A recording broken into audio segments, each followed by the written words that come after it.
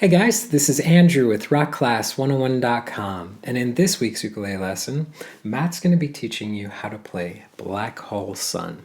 Now, I've got to say this off the bat, I think this is one of the coolest arrangements he's written for Rock Class. It sounds absolutely amazing and it is a lot of fun, but with that said, I think it's going to be best suited for the advanced player. And there's a couple reasons why. The first one is that the majority of the measures in this song are syncopated. And anytime we have syncopation, we can approach it two ways. The first way is counting out the rhythms while we play. The second way would be by ear. So remember, if you can sing it, you can play it. So try one of those two approaches as you jump into learning this arrangement. Now the second thing that makes it a little bit challenging is that there are a lot of bar chords in this tune. So if you need a recap on proper technique when it comes to barring, we've got a couple lessons that I'm going to link in the description box below. So with that said, let's take a step back. Let's talk a little bit about this lesson. Because in this video, Matt's going to be teaching you the first half of the tune. If you'd like to learn the second half, he's going to be teaching that in the part 2 lesson, which you can watch by clicking this link right here, or going to the site rockclass101.com, doing a search for the song's name. Now also on that page will be the tabs that you can print off to follow along with, plus the really cool interactive on-screen tab viewer. Now this is a great feature where you can hit play, you can watch the tabs scroll across in real time, you can highlight bars to loop sections, slow it down to any speed you wish, just a great asset in learning this tune that much easier. So without further ado, I'm going to go ahead and hand it off to Matt to teach you how to play this. Don't forget to grab the high G ukulele, and I'll catch you at the end of the video. Hello! In today's video, we're going to take a look at a solo high G ukulele arrangement of Black Hole Sun. Let's go and dive in with the intro. I'm going to bring the camera down. And the intro, let's go and work on these first two bars. We're going to start here with a G sus4. To play that G sus4, we're actually going to be setting up our next chord. So we're going to be using our index finger here on the 2nd fret of the C string, our ring finger here on the 3rd fret of the E string, and our pinky finger here on the 3rd fret of the A string. We're going to start by just using some finger picking. I like to use 4 finger picking throughout this arrangement. Thumb on the G, index on the C, middle here on the E, and ring here on the A. I'm going to pluck the E, C, E, and A before then playing the E, C, and G to finish that measure. Then as I go into the second measure here, I'm going to take this middle finger, I'm going to add it here to the 3rd fret of the G string. I'm going to pluck that, then the C, E, and A. And these two measures together should sound and look something like this. 2 and 3 and 4 and.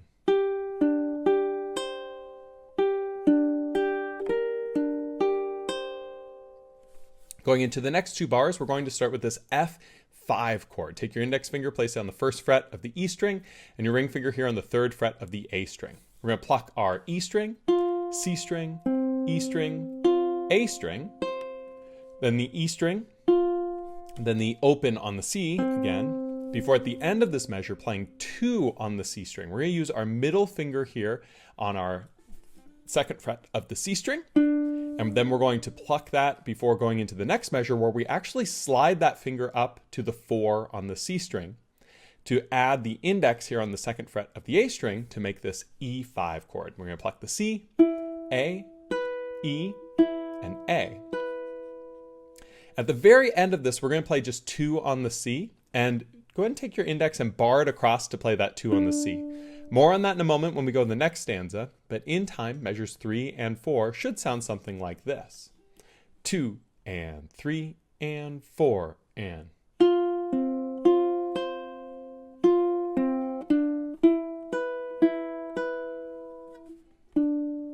Now as we go on to the next two measures, this bar is important because we're going to slide it up to the 3rd fret, pluck the 3rd fret of the C string, and then the 3rd fret of the G, before playing the 3rd fret of the C again.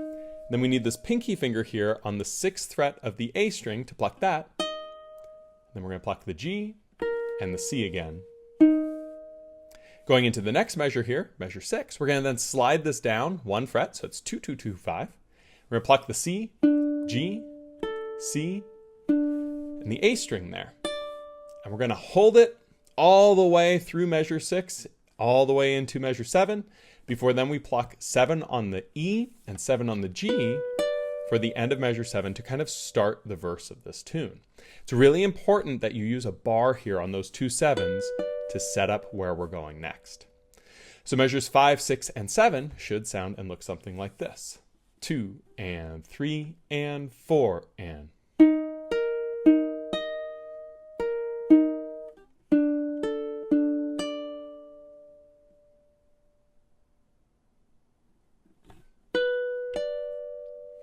So that is the entire intro, and it should sound something like this when you play it all together.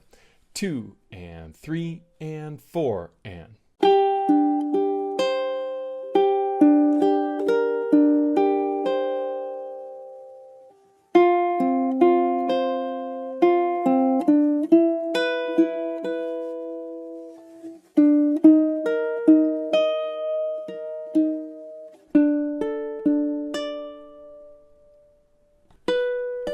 From here, we go on to the verse. This is super fun to play and really makes a lot of use of the high G ukulele and 4-finger style picking. We're going to start with this G6 chord. So we're going to be barring across the 7th fret with our index, pluck the C, E, and A together, then the G, C, and E and A together, before then playing the E and the G. Going into the 9th measure, we're going to take this bar and we're going to move it down 2 frets to 5. And we're going to add the middle finger here on the 6th fret of the E string, and we're going to add our ring finger here on the 7th fret of the A string.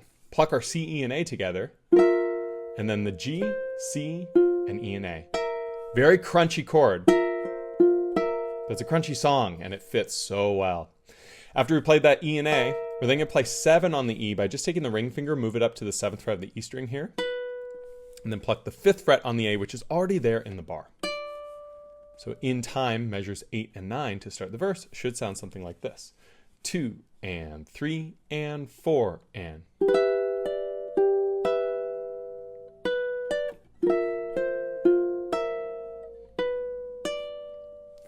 Now as we go on to measures 10 and 11, we're going to go to 5, 5, 5, 7. So we keep that bar in play there at 5, and we just move our ring finger to the 7th fret of the A string, pluck all 4 strings together, and then 10 on the A, stretching the pinky up. And then we're going to play just across all the way on 5 for this F6, 5, 5, 5, 5. Then add the 7 with the ring. Before then switching to an E minor, slide your index finger down on the 2nd fret of the A string, middle finger on the 3rd fret of the E string, and your ring finger here on the 4th fret of the C string. Pluck all 4 strings together. Going into the 11th measure, you're going to pluck the G, C, and then the E and the A, before plucking the E and then the A open. So in time, measures 10 and 11 should sound something like this. 2 and 3 and 4 and.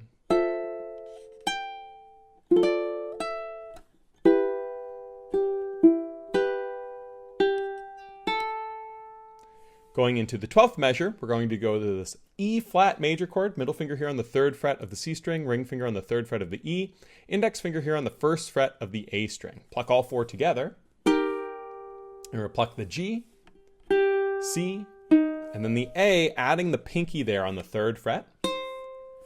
Then pluck the 1, so take the pinky back off, and then we need to go to this D sus4. It's kind of cool how we play it though. You see this ring finger here on the 3rd fret of the E? And you see this middle finger here on the 3rd fret of the C?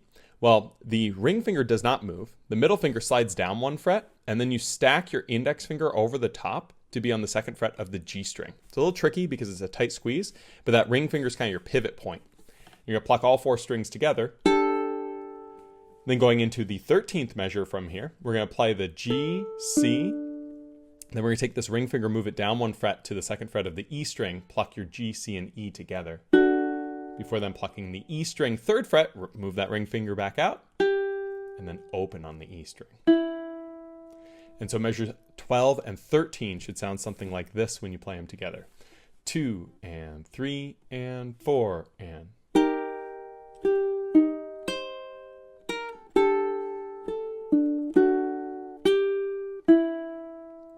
From here we go on to measures 14 and 15, which is the first ending of this verse. We're going to start by essentially just fretting a G7 chord, 0, 2, 1, 2, middle, index, and ring fingers.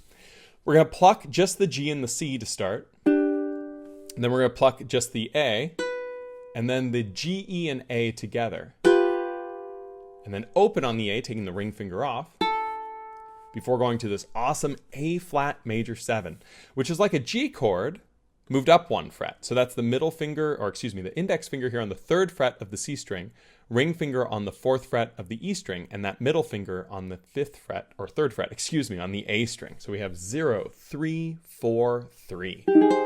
Really cool chord. Again, it's just like a G chord moved up 1 fret. And we can pluck that, or we can strum through with the thumb, whatever you'd like, because we're then going to pluck open on the C, taking this index off, placing that index back on for 3, then playing the 4 on the E string, before starting this all back over by playing the 7 on the E and the 7 on the G, just like we did at the end of the intro to kind of go back in. So those two measures, measures 14 and 15, will sound something like this when you play them together. 2 and 3 and 4 and.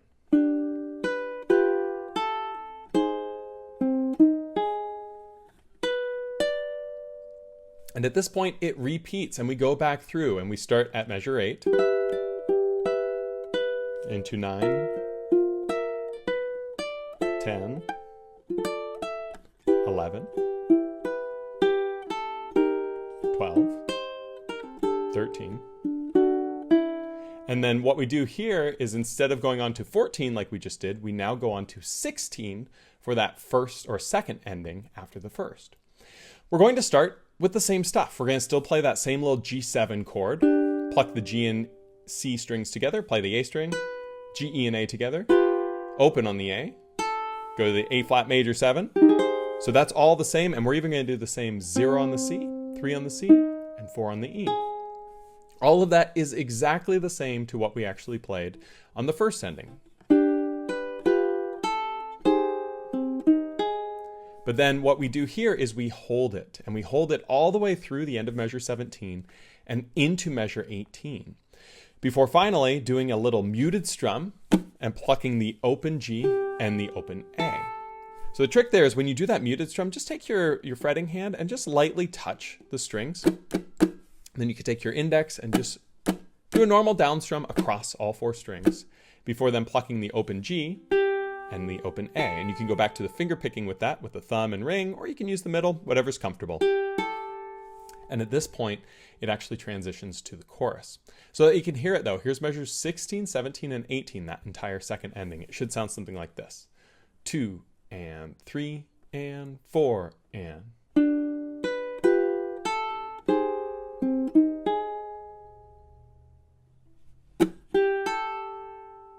And so that you can hear all of the verse, here is measures 8 through measures 18 with the repeat, so that you can hear what it should sound like. It should be something like this. 2 and 3 and 4 and.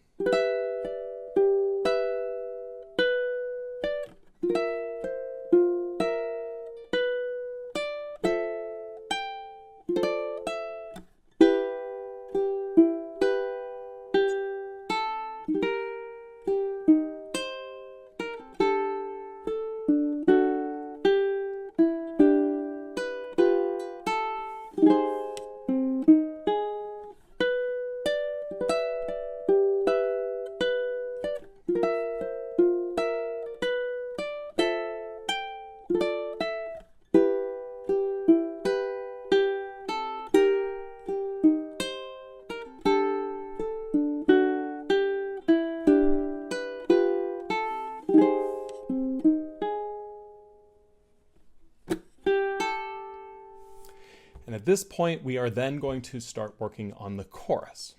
And that's exactly where our part 2 lesson kicks off, with the chorus. So I hope you have enjoyed learning the first half of this tune. If you'd like to learn the second half, Matt's going to be teaching that in the part 2 lesson, which you can watch by clicking this link right here, or going to the site rockclass101.com and doing a search for Black Hole Sun.